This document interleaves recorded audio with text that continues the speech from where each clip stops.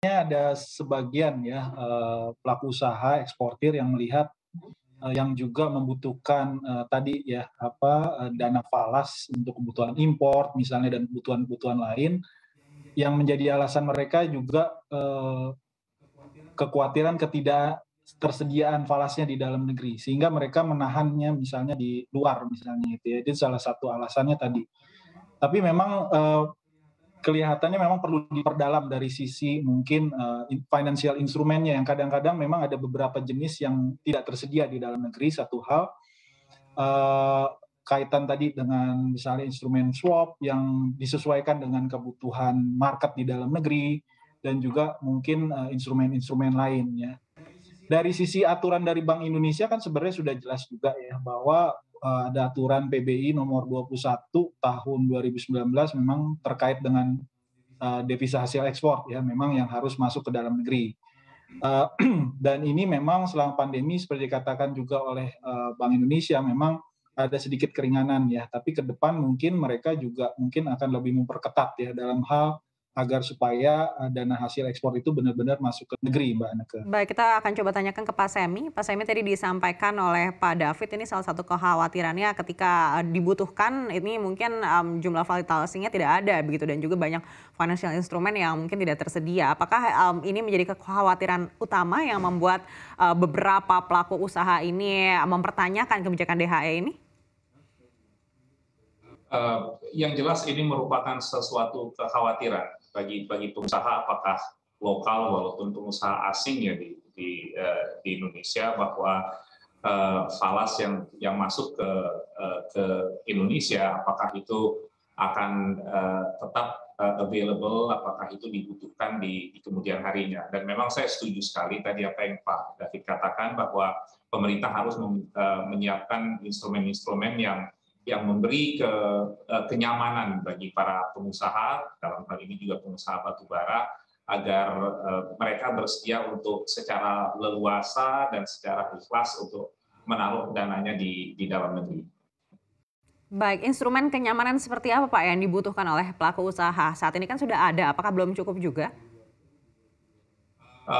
Tadi sudah dikatakan sama Pak David, saya bukan orang ahli perbankan ya, terutama yang dikhawatirkan oleh pengusaha adalah di saat mereka membutuhkan dana falas itu available, tidak menjadi restriksi bagi mereka untuk menjalankan usahanya.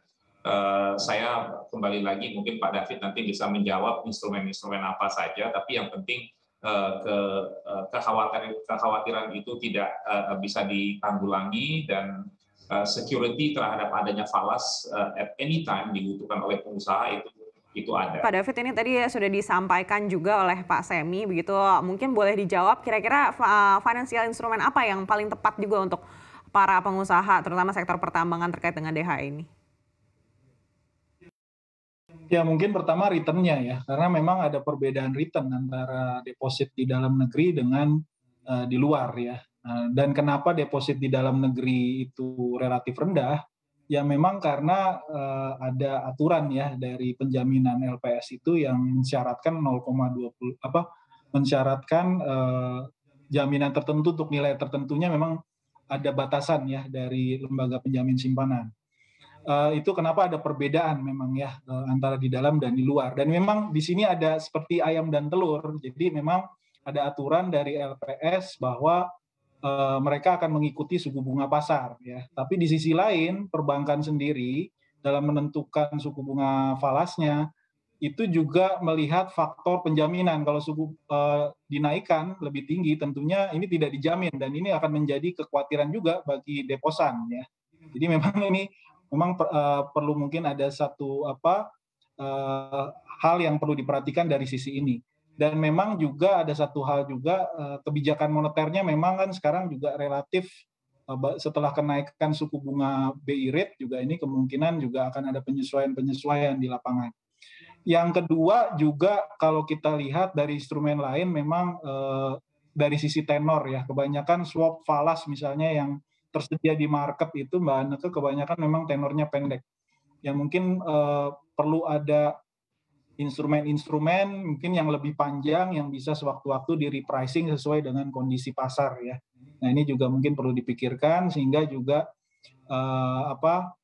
dari sisi pelaku usahanya juga tadi ada jaminan ya, ada certainty ya dari sisi kurs misalnya ya. Kadang kan kurs ini luar biasa ya, kadang-kadang pergerakannya. Tapi kalau misalnya ada kontrak yang lebih panjang yang bisa kita lakukan repricing dengan ketentuan-ketentuan yang certain gitu ya, ini tentunya akan sangat menarik dan jauh lebih menarik dari kondisi-kondisi yang memang menjadi hambatan mereka ya untuk memasukkan seluruhnya dana hasil ekspor ke dalam negeri.